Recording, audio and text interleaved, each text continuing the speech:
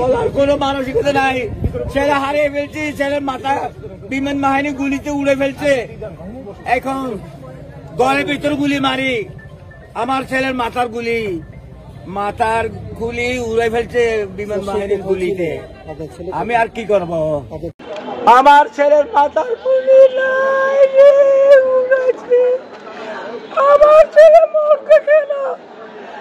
আমি আর আমার ওয়াইফ সকালে ডাক্তার দেখাচ্ছি, শহর এখানে কক্সবাজার শহরে ডাক্তার দেখাচ্ছি।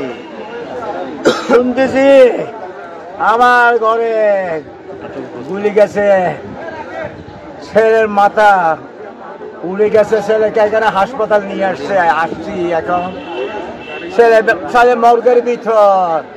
আমার ছেলে মর্গে কেন? আমার ছেলে মর্গে কেন? আমার ছেলে মর্গে কেন? আমার বাসায় গুলি কেন? বাসার ভিতরে গুলি কেন?